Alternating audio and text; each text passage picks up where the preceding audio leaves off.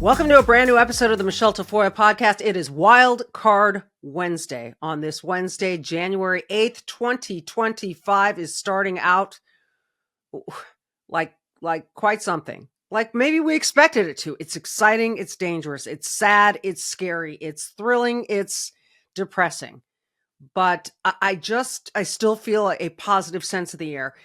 What I'm going to do today is look over some of the most interesting, fascinating sound from the last week. Some of it's older, but it's still relevant, and I'll get to that for important reasons. Wow, we are seeing a lot go on, not just in America, but to the north, in Canada, and all around the world. We would be remiss if we didn't start with Southern California. The Pacific Palisades is an area that's near Malibu, kind of sandwiched between Brentwood and Malibu. Yes, it's known as a very high-income neighborhood. And so the fact that there are wildfires there right now might make people think, well, they can all afford it. It's just a terrible way to think. Many years ago, the Berkeley Hills and Oakland Hills, the very expensive homes in the Berkeley Hills burned down in a very similar kind of situation. It is tempting and easy to go, well, these people will be okay. They're all millionaires. But they are losing everything, every photo, potentially pets, every piece of clothing, cars, paperwork. Look around you right now and imagine you have to leave your house with nothing, which is what a lot of people had to do. And in fact, some people trying to get out had to leave their cars on the sides in the middle of the road.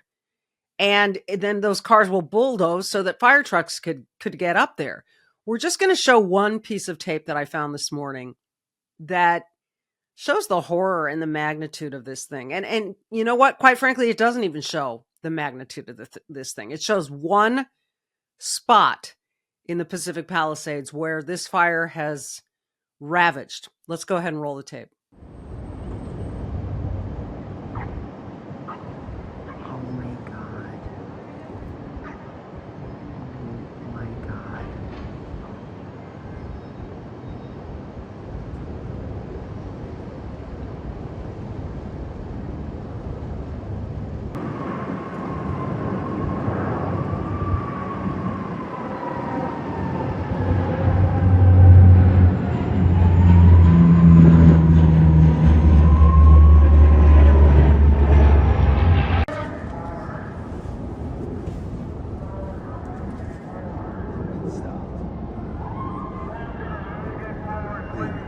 We gotta leave. Let's leave.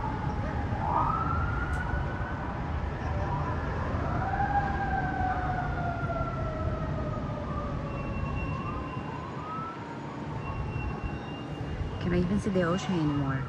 You can't even see the ocean anymore. This morning, my sister, who still lives in my hometown of Manhattan Beach, California, which is, as the crow flies, I don't know, 20 miles south of there, you can see, she said she woke up to the air being very strange, the sky being strange and smoky. And another friend of mine who lives close by, her dad was evacuated. He's staying with her. She believes his house is going to be okay. But she said to me, she just moved back there to Southern California. And she said, the two houses I almost bought in Pacific Palisades are gone. So she chose not to buy in that area. And the two homes that she was considering are gone. Fate is an amazing thing. But again, I please put aside the fact that this is a high-end neighborhood and think about lives. I don't know. We haven't heard yet any kind of, casualty toll, but this is tough. And some amazing architecture, beautiful homes, some just very plain homes. I'm understanding some RVs and some trailer homes lost as well. So keeping all those people in our thoughts, obviously praying for that area. And that's a story that's going to continue to develop. The White House is always fun. And so is Mar-a-Lago, which is kind of the Southern White House. And yesterday, President-elect Trump held a wide-ranging, hour-long plus press conference where he just said a lot of stuff. Now, it's interesting. This time around is different. It just is. His tone is different. I think the way that the reporters are interacting with him is definitely different. You don't have Jim Acosta, parsing every word that Trump says. And Trump is also just saying stuff that kind of makes you giggle. But at the same time, you kind of like it because he's flexing some American muscle that has been atrophying for the last 4 years. So let's start with, listen, October 7th, 2023, that awful, you can hardly, it's unspeakable what happened in Israel when Hamas attacked. And of course, the president-elect believes that never would have happened had he been in office, but they are still trying to get hostages out. I don't know how many are alive. I don't know if we have any accurate numbers, but here is what President Trump-elect has said about this if those hostages are not released by Inauguration Day. Do you think they're waiting for President Trump to take office? No, I think they heard him loud and clear. Better get done by the inaugural. But when you say all hell will be paid, all hell must be paid if they don't release the hostages. You know what that means, don't you? Well, do I have to define it for you? Look, all hell will break out. If those hostages aren't back, I don't want to hurt your negotiation. If they're not back by the time I get into office, all hell will break out in the Middle East. And it will not be good for Hamas, and it will not be good, frankly, for anyone. All hell will break out. I don't have to say anymore, but that's what it is. And they should have given them back a long time. They should have never taken them. There should have never been the attack of October 7th. People forget that. But there was, and many people are killed. They're no longer hostages. I have people from Israel and others calling, begging me to get, we had also people there from the United States, just so you know. They're holding some so-called hostages from the U.S. But I've had mothers come to me and fathers crying, can I get the body of their son back? Can I get the body of their daughter back? I imagine being one of those parents. You just want your child's body back so you can have closure and put things to rest. All hell to break loose. People are saying, reporters are going, can you elaborate? Look, what's he supposed to say? But I like this muscle flexion because it radiates strength. It says to Hamas and other terrorist organizations that are funded by Iran, let's not forget, we're coming for you if you don't negotiate, if you don't make this right. I'm sorry, enough of the, pro-Palestinian. You can be pro-Palestinian if you'd like to. But what's happened to these people, these innocent people, like I said, it's unspeakable. It's horrific. And even if the hostages come home alive, they will never, ever be fully human again. I just don't know how you overcome an experience like that. They will never be the same. That was one thing that he said. Here's another thing that Trump said that raised a lot of eyebrows, also got a lot of chuckles. And here's why I like it. Well, I'll play the sound for you first, and then I'll tell you what I appreciate about this. Trump is talking about, relationship with Mexico and stop sending people over the southern border, and you've got to cooperate with us. And by the way, if not, maybe we'll rename a major body of water. Roll the tape, John. $50 to $60 trillion worth of assets. We're going to be changing the name of the Gulf of Mexico to the Gulf of America, which has a beautiful ring that covers a lot of territory. The Gulf of America, what a beautiful name. And it's appropriate. It's appropriate. And Mexico has to stop allowing millions of people to pour into our country. They can stop them. The Gulf of America. What a beautiful name. Here's what I like about it. Okay. Before you all, because I'm sure there are a lot of people going, oh, what is he talking about? He can't possibly rename a body of water that we call the Gulf of Mexico for as long as we can remember. Think about what Putin and what Xi Jinping are doing internationally. China is building islands. They are creating islands. They are taking land in Africa. They are expanding their geopolitical footprint What that means is by taking more land and by imposing, their power and their economic power into certain parts of territory that is outside of China, they are expanding their geopolitical footprint, becoming more powerful every day. Do you want China to be the superpower, to be the one superpower in the world? No, you do not. Why? China is a communist nation. China still has slavery and genocide going on. Do some research, understand that. China is not a free nation. But Xi Jinping is talking about, taking over Taiwan. So let Trump talk about this stuff. Let him flex that political muscle on the world stage and say, yeah, you know what? And by the way, we're going to get Greenland too. Denmark, we're going to take it from you. Now, look, I don't think we're going to go militarily take Greenland. I don't know. But do you remember when the Louisiana Purchase was made? You learned this. You learned this in high school. That part of the United States of America was purchased. So this is not out of the question. I think it was Harry Truman, if I'm correct, that also tried to buy Greenland for $1 billion. $1 billion. And so, you know what? Everyone has a price. I find this fascinating. I find it really interesting. Like, oh, what will we do with Greenland? I don't know. They just make it a military base. It's all, this is flexing political muscle for the eyes of others. Meanwhile, look, there's no coincidence that Justin Trudeau has resigned at the same time that Trump is about to take office. Look, we talked about this on Monday with Gad Sad. It was so amazing. If you haven't heard that episode, go listen to it.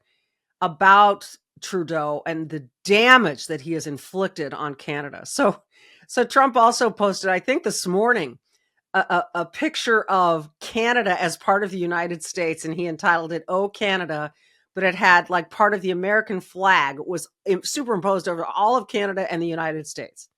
This is funny. Look, he's trolling. I like the humor that he uses in the way that he trolls.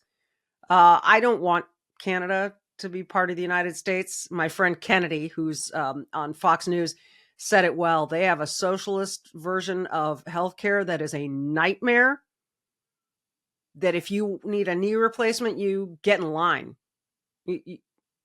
God knows how long you'll be waiting. So no, we don't want Canada. We don't want their system of government. But Pierre Poilievre, I think, is going to take care of this. He is the conservative waiting in the wings who is likely going to be the next prime minister. And I've talked about this guy a lot because, well, they think of him up there as the Canadian Trump. And this is one of those, what I refer to as one of these older pieces of tape that is living its best life even today. Because this is a guy who is as cool as a cucumber. He knows how to handle the reporters in a way that I love. I'm going to absorb this part of Pierre Poilievre into my own persona to be able to handle things more coolly. You'll see what I mean. If you haven't seen this, I call this the apple eating interview. It is brilliance. Now, just pay attention. Understand that they're in an apple orchard. A reporter gets Pierre Poilievre to the side to talk to him and thinks he's going to make all kinds of news. This reporter's going to attack Pierre, and Pierre is just going to eat his apple and respond. Go ahead and roll it, John. On the topic, I mean, in terms of your sort of strategy currently, you're obviously taking the populist pathway. What does that mean? Well, appealing to people's more emotional levels, I would guess. I mean, certainly you tap very strong ideological language quite frequently. Like what? Left wing, this and that, right wing. I mean, it's that type of ideological thing. I never really talk about left or right. Anyways, I don't really believe in that. Okay, a lot of people would say that you're simply taking a page out of the Donald Trump book. Like which people would say that? Well, I'm sure a great many Canadians, but like who? I don't know who, but well, you're the one who asked the question, so you must know somebody. Okay, I'm sure there's some out there, but anyways, the point of this question is, I mean, why should Canadians trust you with their vote, given, not just the sort of ideological inclination in terms of taking the page out of Donald Trump's book, but what are you also talking about? What page? What page? Can you give me a page? Give me the page. You keep saying in terms of turning things quite dramatically in terms of Trudeau and the left wing and all of this. I mean, you make quite a it's quite a play that you make on it. So I'm not sure. I don't know what your question is. Then forget that. Why should Canadians trust you with their vote? Common sense. Okay. Common sense for a change. We're going to make common sense common in this country. We don't have any common sense in the current government. The guy prints $600 billion, grows our money supply by 32% in 3 years. That's growing the money 8 times faster than the economy. No wonder we have the worst inflation in 4 decades. I'm going to cap spending, cut waste, so that we can balance the budget and bring down inflation and interest rates. You'll want to be able to pay your mortgage again? You want to be able to afford rent? Then you have to vote for Pierre Poilievre, because I'm the only one with a common sense plan that will bring back the buying power of your paycheck. The brilliance of that interview is not just his answer about common sense. The brilliance of that interview is the questions that he throws back at the reporters. What page? Can you give me a page? What page are you talking about? Which Canadians say this about me? Who are they? And it just leaves the reporter flummoxed, because the reporter wasn't prepared for this. The reporter thought he was getting a typical politician who was going to spew some sort of typical, political speech back at him. It's sort of like when I interviewed coaches, very often you'd get coach speak because they didn't want to give you specifics. That's fine. But sometimes they would give you specifics, and that was gold. And this was gold. And speaking of gold, a little bit later in the show, I'm going to tell you about American independence gold, but let's hold off on that for now. This is why Pierre Poilievre is going to win. Because in Canada, they were sick and tired of the truckers having their assets frozen. Do you remember that? I mean, this is Justin Trudeau, crazy, nuts, narcissist, all the things Gads had said he was. And that era is over. And I think Pierre Poilievre is coming in. And maybe people in Canada will sleep better because of that. I'll tell you why I'm sleeping better, because I am sleeping better. And it's sleep cream. Look, if you're having trouble sleeping and you've tried a lot of stuff and you haven't yet tried sleep cream, let me tell you about it. In fact, I got an email from a listener who said that this stuff is working so well for his wife, who is dealing with cancer treatments. I was so heartened to get this email, truly. This is what I found. It helps me sleep. It is not a drug. It is not a pill. It is not a prescription. It is a cream. And I was a skeptic, but I tried it and I'm sold. And that's why I continue to endorse sleep cream and why I would refer you to it. They use all natural CBD combined with the finest essential oils. I just put it on like the insides of my forearms and elbows and wrists, sometimes on the bottoms of my feet. And within minutes, it helps me to relax and actually sleep, which is what your body's supposed to do at night for recovery. You can find them at sleepcream.com, CREME. Try it for a couple nights. See if Sleep Cream works for you as well as it does for me. And if you don't experience better sleep, Sleep Cream will refund your purchase, guaranteed. You don't have to return anything. Go to sleepcream.com. That's sleep, CREME.com with cream, again, spelled CREME. And for the next few weeks, use the code GAMEDAY, all one word, at checkout to get free shipping, free standard shipping on your first order. That's GameDay at checkout, free standard shipping on your first order. If you're ready for the best sleep ever, go to sleep, CREME.com, sleepcream.com. You can hear my dog probably needs it.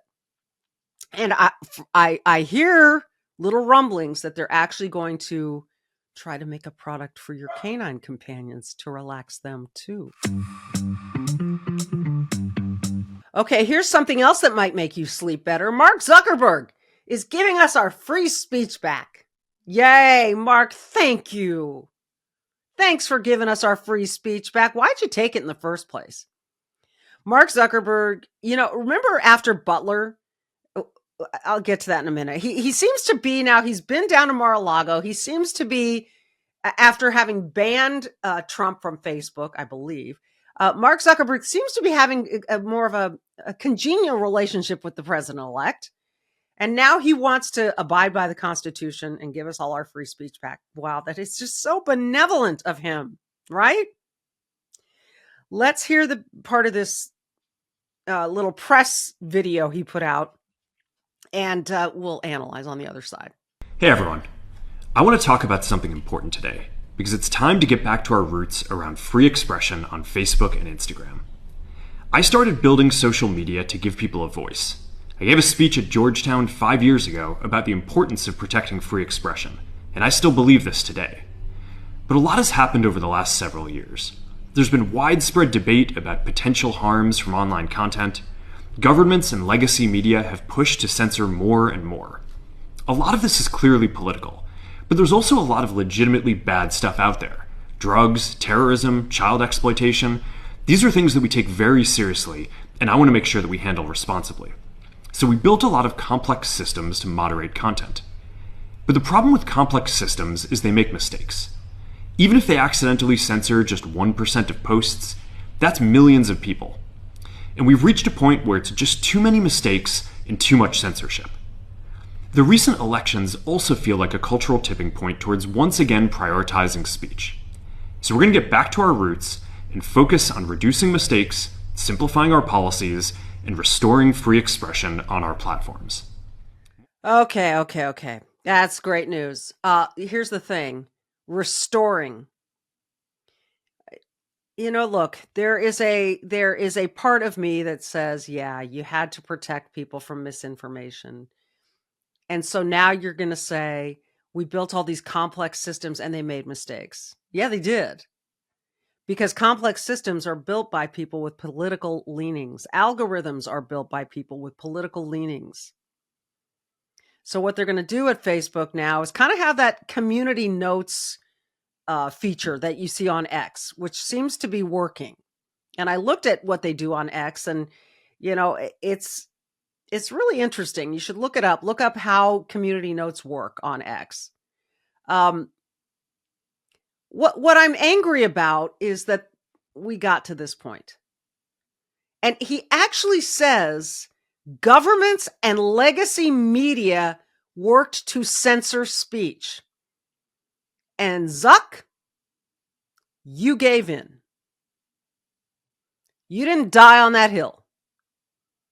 You gave in. And you actually admit that the recent election suggests we should get back to free expression and free speech. What the? I think 1776 was a time when we realized that free expression and free speech were part of our DNA in this country. Not 2024. But you went away from that. And so I look, someone said to me this morning, wink, wink, nudge, nudge. They said to me, better late than never. To which I just went, no. I mean, sure, but this should never have happened. And of course, we're just going to forgive him, right? Not hold him accountable for all the careers that may have gotten torpedoed by his policies. The news stories that were quashed, the ideas that were squashed during COVID. So I'm sorry. I'm not cheering you on, Zuck. I'm just not. Better late than never, I suppose. But it should have been never. And this is what Democrats are learning the hard way. That no, we don't trust you to control everything. As much as the Democrats want more government so that they can control everything. They want to try to make life, perfectly controlled. And you can't. That's not freedom. That does not allow for freedom. And that is part of why they lost. And in fact, it's ironic because in this kind of perfectly controlled world that they would like to have, they opened a border and left our country under a terrible set of circumstances with Lake and Riley. By the way, the House adopted the Laken Riley Act yesterday, even though I think 158 or 159 Democrats voted against it. John Fetterman now on the Senate side has said, if we can't get 7 or 8 Democrats to peel off and vote for this, that's why we lost the election. That's why Democrats lost. Fetterman is right about this, and so is Lindy Lee. Lindy Lee was a fundraiser, an operative for the Democrat Party. But she understands what's going on, and she's saying it out loud, and if Democrats don't listen, it's going to be a long time before they have any viable candidates who represent Americans. Let's listen to Lindy Lee. I think, unfortunately, the Democratic Party has a stench of loser written all over the party, and I'm sorry, and I'm speaking as a Democrat myself. This brings me no joy to say it, but I feel like the Democrats are going to be consigned to the wilderness for at least the next 4 to 8 years. And Jeff Bezos is probably thanking his lucky stars that he withheld that endorsement. And they're doing everything they can now to continue the détente. Remember what Zuckerberg said on July 13th when in Butler, Pennsylvania, there was an assassination attempt. He praised President Trump for being a badass. Yeah, Zuckerberg, Bezos, they're businessmen. They do get that part. Bezos, the owner of the Washington Post, did not allow the Post to put an endorsement for president forward. He probably knew Kamala Harris was going to lose. It was not a good idea. So that's what she was referring to there. Yeah. And Zuckerberg has said famously, and you've seen that we played that tape, that President Trump getting up after the assassination, President-elect Trump getting up after that assassination attempt, putting his fist in the air and saying, fight, fight, fight, was pretty badass. Yeah. That won a lot of people over that day.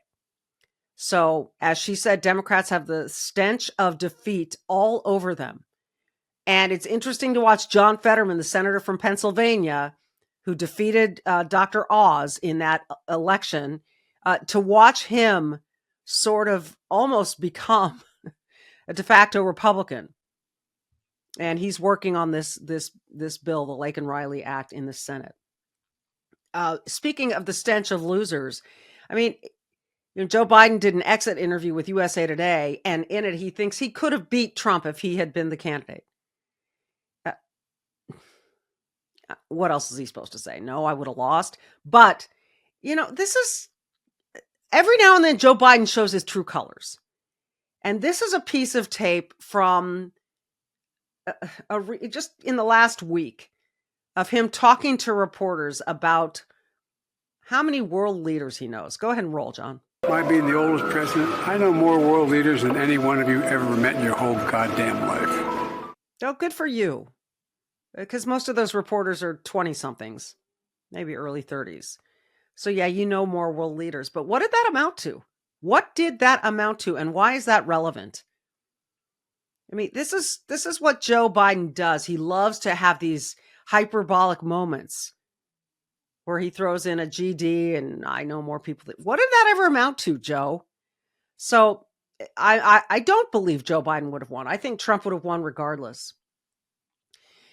Chuck Schumer is trying to convince us as well. The Democrats were just so great, but we weren't smart enough to see that. We just weren't smart enough to see it. Go ahead and roll it. So we did a lot of good things, but all too often, Kristen, we talked about the mechanics of the legislation and the details of the legislation, and we really didn't show the kind of empathy and concern to average, or show enough of it to average working families who didn't realize how much we had done and how much we care for them. So we did it. You just didn't realize it. Kristen Welker also asked him, didn't you mislead people about the president and his acumen and his state of, mental acuity? Didn't you mislead people? And he said, no, we didn't. He's a great guy. Joe Biden's a great guy who has an amazing record. What does that mean, an amazing record? Talk about that is such a nebulous way to describe an amazing record. What does that mean? If he had an amazing record, we'd be living in an amazing country, whatever that you define it as. If Chuck Schumer sees things as amazing from this president, the rest of us did not feel it. And no, it's not because you didn't show empathy to people.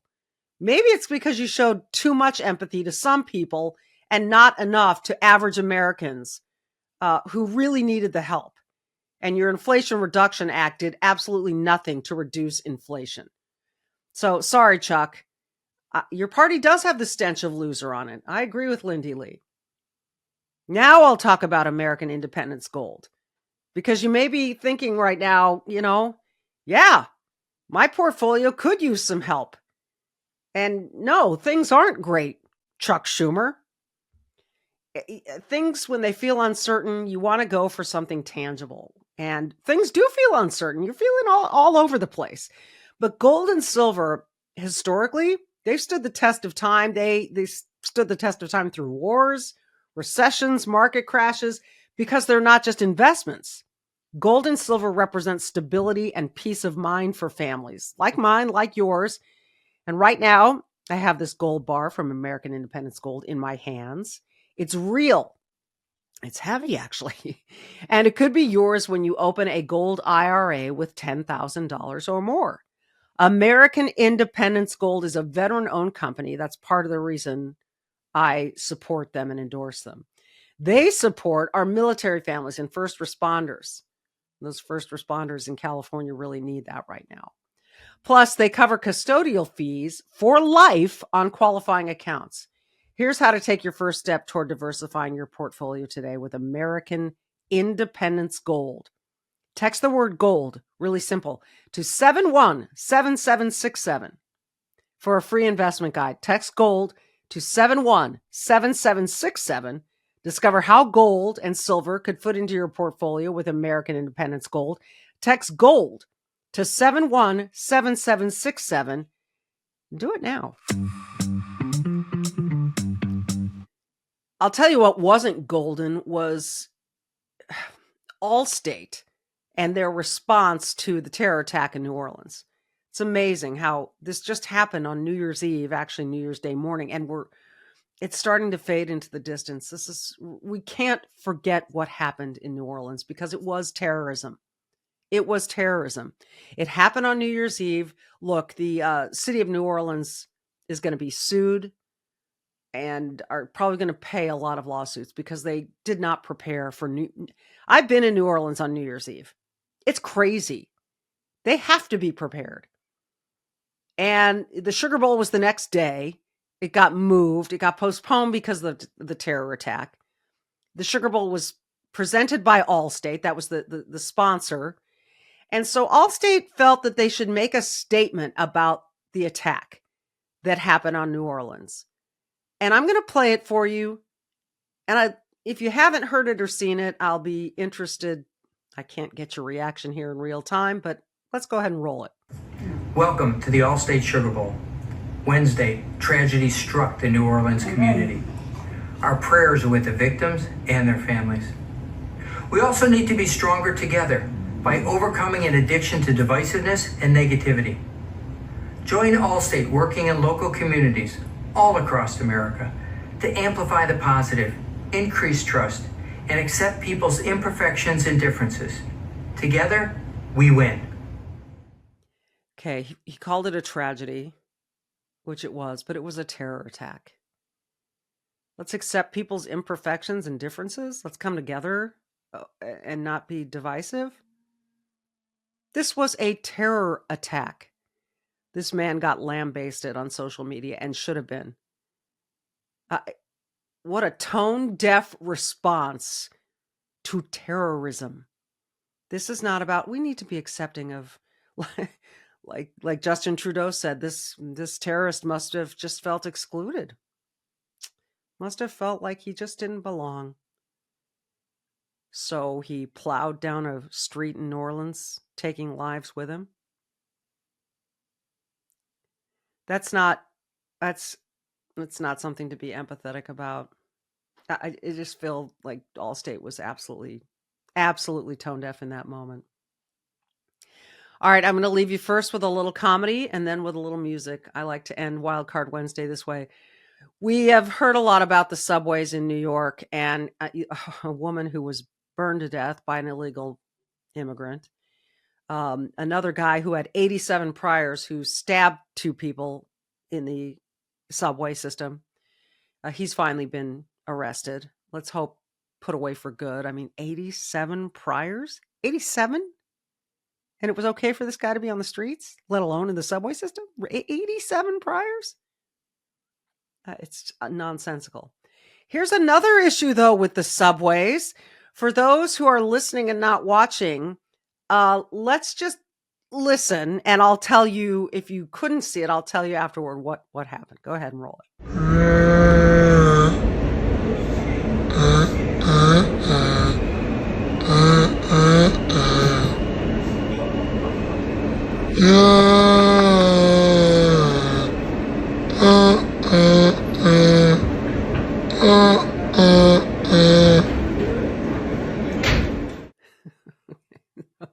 I don't know what all the moaning was about, unless it was someone making commentary on the fact that a rat was climbing up a man's leg, and like, oh boy.